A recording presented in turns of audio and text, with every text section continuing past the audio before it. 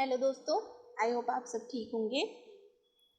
आज हम डीएलएड या बीटीसी प्रथम सेमेस्टर के प्रथम प्रश्न पत्र बाल विकास के बारे में कुछ चर्चा करेंगे।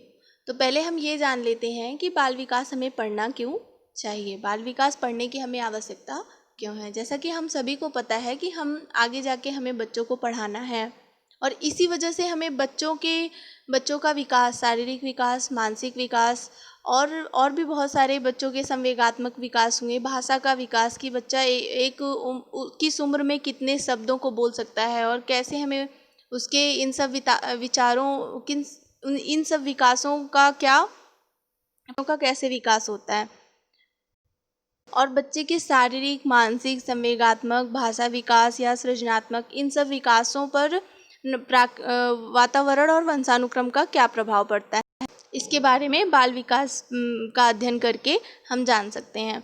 तो आज हम बाल विकास एवं सीखने की प्रक्रिया की विषय वस्तु पर चर्चा करते हैं। बाल विकास का अर्थ सबसे पहले हम पहले चैप्टर में पढ़ेंगे।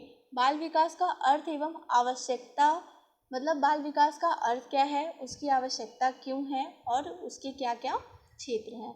उसके बाद हम पढ़ेंगे बाल विकास की अवस्थाएं। विकास की अवस्थाएं शैशवावस्था, बाल्यावस्था, किशोरावस्था और उनके अंतर्गत क्या क्या विकास होते हैं। उसके बाद हम आएंगे शारीरिक विकास पे। तो इसमें शारीरिक विकास है बच्चे का कि पूरे जो ये अवस्थाएं हैं, इन अवस्थाओं में बच्चे का शारीरिक विकास कितना होता है।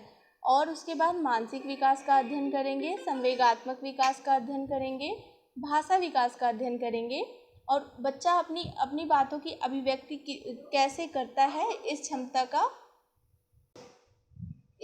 के विकास का अध्ययन करेंगे। सृजनात्मक क्षमता का विकास, व्यक्तित्व का विकास, उसका अर्थ और व्यक्तित्व के प्रकार, फिर व्यक्तित्व परीक्षण के तरीके एवं समायोजन के उपाय। उसके बाद हम व्यक्तिक भिन्नता, अर्थ, कारक एवं महत्व, इसके बारे में अध्ययन करेंगे। बाद हम कल्पना, चिंतन और तर्क का विकास, इस चैप्टर के बारे में पढ़ेंगे। बाल विकास के आधार एवं उनको प्रभावित करने वाले कार्यक्रम का अध्ययन करेंगे। इसी क्रम में हम वंशानुक्रम, मतलब बच्चे के विकास पे जो भी चीज़ें हमने पहले पढ़ी हैं, उन सब चीज़ों के विकास पे बच्चे का वंशानुक्रम पे क्या प्रभाव पड़ता है, वंशानुक्रम से क्या इफेक्ट पड़ता है और वातावरण कितना प्रभाव डालता है सारे बच्चे के शारीरिक, मानसिक, सामाजिक, बौद्धिक इत्यादि विकासों पर, इसके बारे में अध्ययन करेंगे। उसके बाद हम इसी क्रम में आगे बढ़ेंगे अधिगम, अर्थात सीखने का सिद्धांत और अर्थ। तो अधिगम का अर्थ प्रभावित करने वाले कारक, अधिगम की प्रभावशाली विधियाँ। अधिगम के लिए बहुत सारे जो मनोवैज्ञानिक हैं उन्होंने अपने अपने नियम दिए हैं। तो थॉर्नडाइक के सीखने के मुख्य नियम एवं सीखने में उनका महत्व, अधिगम के प्रमुख सिद्धांत तथा कक्षा शिक्षण में इनकी व्यवहारिक उपयोगिताएं। थॉर्नडाइक का प्रयास एवं त्रुटि का सिद्धांत, जिसे प्रयत्न एवं भूल का सिद्धांत भी कहते हैं। पावलाव का संबद्ध प्रतिक्रिया का सिद्धांत, स्किनर का क्रिया प्रसूत अधिगम का सिद्धांत आदि सिद्धांतों के बारे में अध्ययन करेंगे। तत्पश्चात कोहलर का सूझ या अंतर्दृष्टि का सिद्धांत, पियाजे का सिद्धांत, व्योगास्की का सिद्धांत और सीखने का वक्र, उसके अर्थ एवं प्रकार, सीखने में उनका महत्व। पठार का अर्थ जानेंगे हम कि शिक्षा में पठार का अर्थ क्या है और पठार के कारण क्या हैं और उसका निराकरण क्या है, अर्थात हम किस तरह से शिक्षा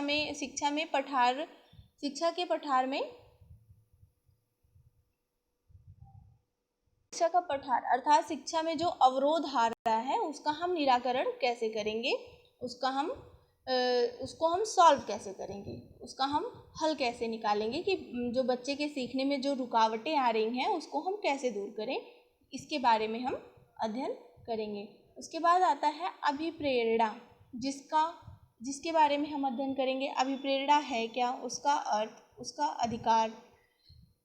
फिर ध्यान क्या है, ध्यान का अर्थ क्या है और ध्यान के प्रकार क्या हैं और ध्यान को प्रभावित करने वाले कौन कौन से कारक हैं, इसके बारे में हम अध्ययन करेंगे। रुचि, उसके बाद हम रुचि, रुचि के प्रकार, रुचि का अर्थ और बच्चों के रुचि का परीक्षण कैसे कर सकते हैं, इसके बारे में अध्ययन करेंगे। स्मृति का अध्ययन करेंगे, उसी क्रम में अर्थ, स्मृति का अर्थ, स्मृति के प्रकार और अच्छी स्मृति के प्रभावी कारकों का अध्ययन करेंगे। उसके बाद विस्मरण, स्मृति, जैसा कि हम लोग स्मृति से समझ रहे हैं कि बच्चों की मेमोरी कितनी है, कितना एक बच्चा कितना याद कर सकता है, इसके बारे में। और विस्मरण होता है, बच्चा भूल जाता है, कोई भी चीज़ें थोड़ा समय के बाद भूलता है, तो उसका विस्मरण का अर्थ क्या है, वो किस कारण से होता है और उसका महत्व क्या है। जैसे कहीं कहीं पे हम बुरी बातों को भूलना भी अच्छा होता है, जैसे हम जानते हैं forgetting general matter in life, तो भूलना एक स्वाभाविक गुण है और कहीं कहीं ये अच्छी बातें भी होती हैं, इसीलिए इसका महत्व भी है और कुछ फ़ायदे भी हैं तो कुछ नुकसान भी हैं। उसके बाद हम पढ़ेंगे सांख्यिकी, अर्थ, महत्व एवं आंकड़ों का रेखीय निरूपण। उसके बाद हम पढ़ेंगे माध्य, माध्यिका एवं बहुलक।